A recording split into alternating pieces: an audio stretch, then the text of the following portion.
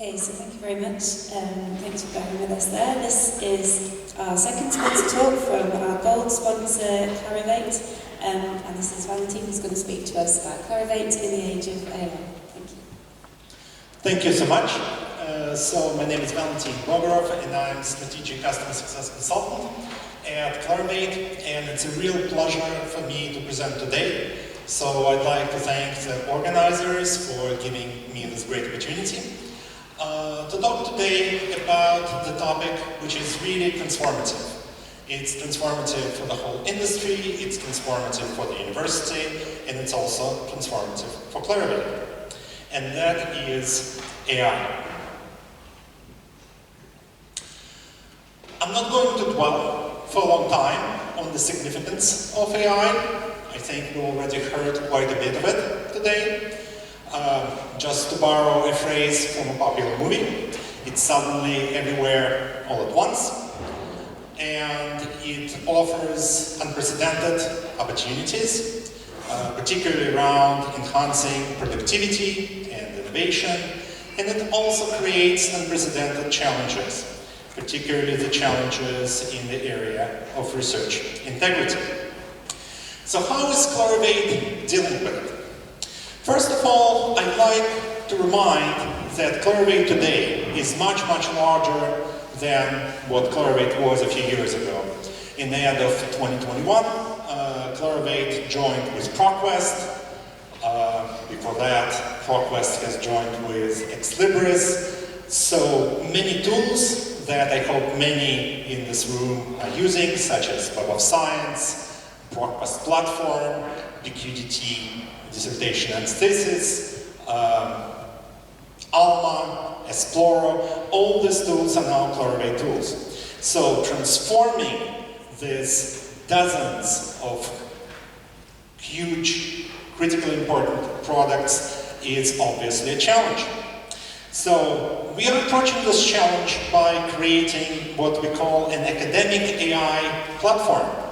And it's a platform which shares many features with what today we think of as standard AI tools, such as, for example, ChatGPT. Yet it has many critical differences, and I'm going to talk about these differences when I talk about the specific products. Speaking of products, basically all the changes that we are making, all developments that we are doing around AI fall into three categories. So we can say that we have three pillars in our new AI architecture. First is enhancing existing products and solutions, such as Web of Science, ProQuest, Insights, Ex Libris, and so on. And I will give a few examples of that. The second is to create absolutely new AI-based solutions, what we call the native AI tools and products. And finally is to increase operational efficiencies. You will see, for example, AI-powered chats to help our users. Many internal processes will be automated with the use of AI. Another good example of how AI can increase efficiencies is to create metadata. It's something which is important both for us and for the library community.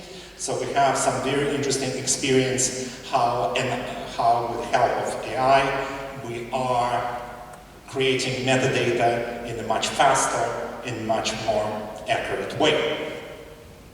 So let me now talk about the first pillar, about enhancing our existing products. And my examples will be from the Web of Science. I hope that most of you are familiar with Web of Science, and also from Insights, which is an analytical platform which is based on Web of Science. So you probably know that the Web of Science core collection, one of the major features of the Web of Science core collection is its selectivity. And one of the main purposes is to adhere to the principles of research integrity. So we have a Web of Science editorial which selects the journals worldwide for the inclusion in Web of Science. It's a fairly complicated process. Our editorial has established 24 journal quality criteria, which journals must adhere to in order to be selected for Web of Science. And one of the major goals is to make sure that we don't have the so-called predatory content in Web of Science. Unfortunately, predatory publishing has become quite a threat to the research integrity worldwide. So, we are pretty sure that at the point of entry, not a single journal which we select for Web of Science is a predatory journal. However, as predatory publishing is a growing business, and a very profitable business, sometimes we see the cases when journals are being corrupted. Particularly, predatory publishers target journals from smaller publishers, usually in the emerging economies, which are more vulnerable for pressures. So, today we use AI algorithms to monitor the journals in Web of Science, to look for any signs of anomalous behavior, for any statistical outliers, and this way we can quickly red flag any suspicious journals, and then our editorial board makes decision whether the journal will continue to be indexed or not. So we use AI, but decisions are ultimately made by humans. Another example is from the work with the Web of Science itself. So Web of Science is a citation database. It's the world's oldest citation database. So it has been used for 60 years now to track citations of the scholarly publications worldwide. However, there have been many arguments over what is the nature of a citation, because not all citations are created equal. So it's important also to understand the context in which a certain scholarly work has been cited. So now we go deeper than just counting citations. We provide the information on the context of a citation.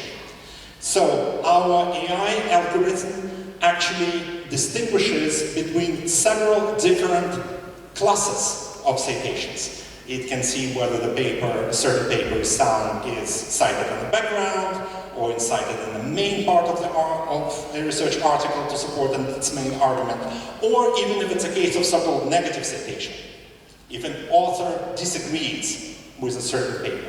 So it can be captured, and we believe it allows you to drill much, much deeper in the citation data.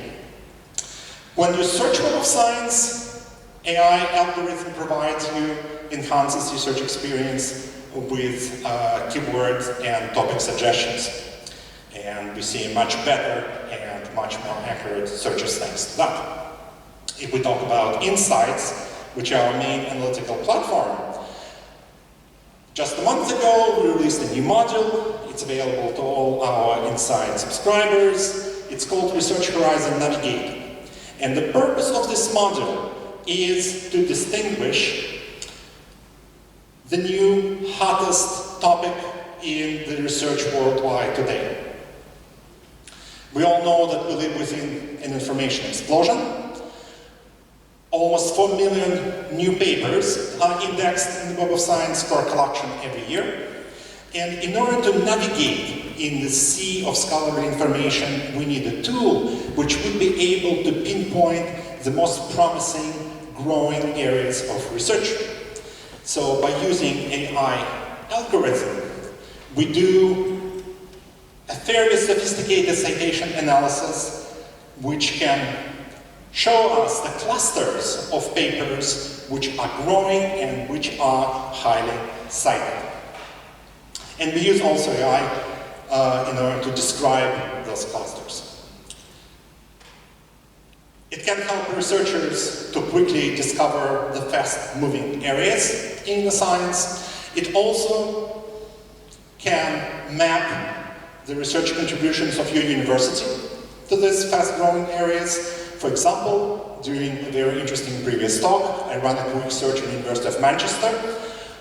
So Altogether, we have identified over 9,000 of these emerging topics worldwide. Researchers from the University of Manchester have contributed to more than 1,000 of them, so to more than 10%, which is a very impressive achievement. Now let me talk about two new products, what we call AI native products. So these are the products where AI is a part of this product architecture from the very beginning. One is Web of Science Research Assistant. It's based on what we call academic AI. So what's the difference between our methodology and the methodology used in the traditional AI, for example, in ChatGPT? When a user asks our academic AI, Web of Science Research Assistant, a question, this question first goes to an algorithm within Web of Science, which finds the sources within the Web of Science to answer it. And only then it pings a large language model, LLM, which is the basis of tools such as ChatGPT, and a large language model generates an answer. So, this is an actual example. As you can see, it looks somewhat similar to ChatGPT. You ask a question in a chat box, and then you get an answer, but you get an answer where every line is clearly attributable to a source within the Web of Science core collection. So every bit of this answer comes from proven, peer-reviewed research journals.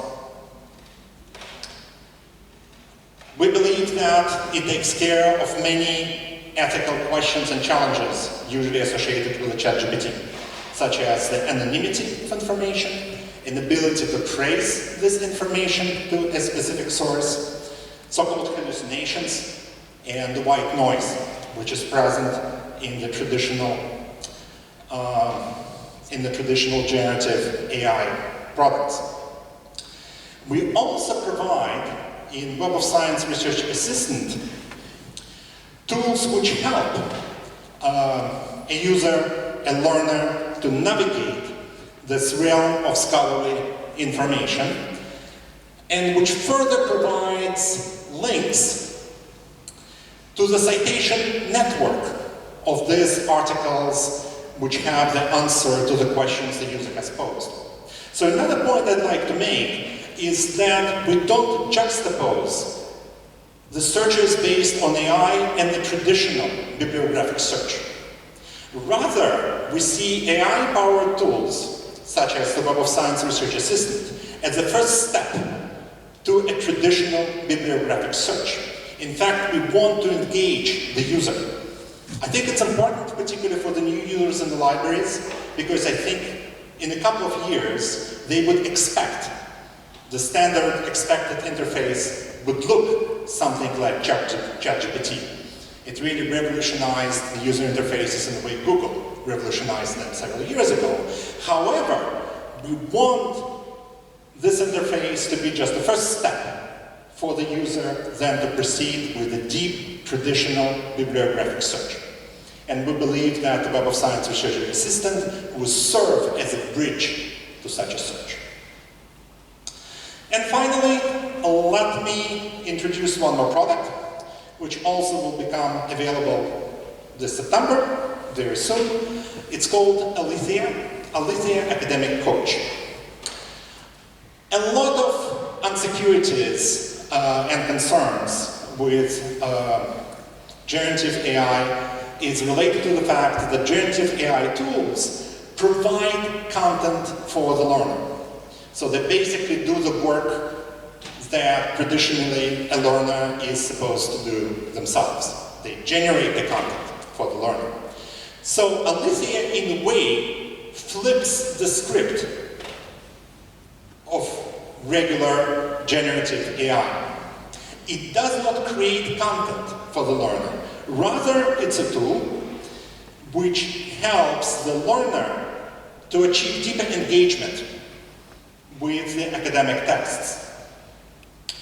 So it's a tool which can be used by university instructors, or it can be used for independent learning. You have a certain set of texts, and then Alethea, the academic coach, guides the user through those texts, asks questions, and evaluates assignments based on this text. So we have piloted Alethea in several universities, and based on the feedback, we can see that it achieves its main purpose, which is not generate content for the learner, but rather to achieve a new quality of interaction between the learner and the content. So these are just a couple examples. My time is almost up. So to wrap it up, I'd like to say that we have certain guiding principles which are critical for us in our AI-driven transformation.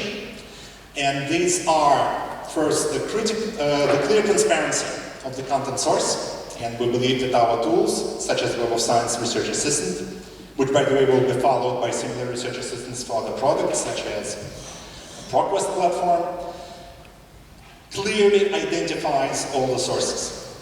We do not publicly train any LLM model. Rather, we used the RAG approach, the Retrieve Augmented Segmentation approach, which I described. So we make sure that any information discovery made by our AI tools is made on the basis of verified and attributed sources, such as sources coming from Web of Science. And finally, all our work on AI is based on the engagement with the academic community. So all AI products go through our AI Advisory Council. And if anyone wants to take part in this work, we would be very happy, because ultimately we believe that the AI issue is much bigger than anything that can be handled individually by the universities, by the library, or by the information providers. It's ultimately up to all of us as a community to make sure this new unprecedented transformation is positive and it's done in a productive and responsible way. Thank you.